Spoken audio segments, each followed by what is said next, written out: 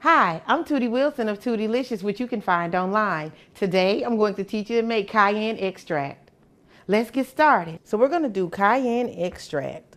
An extract is like the alcohol of a plant or an herb. So this is a pepper, and you mix it. This is vodka here that I have. So you have to mix it 1 part cayenne to 2 parts vodka.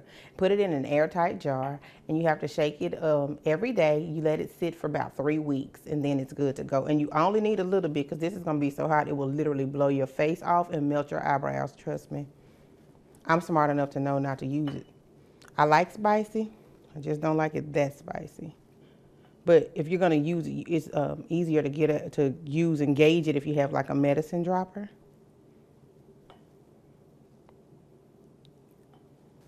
Okay.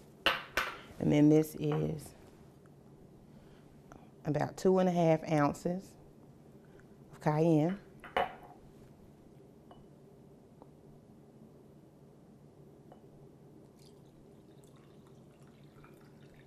Okay. And that's about 5 ounces. So you have to shake it and try to make sure you get rid of all of this down here at the bottom because it'll stick. So you just shake it around until you get it going.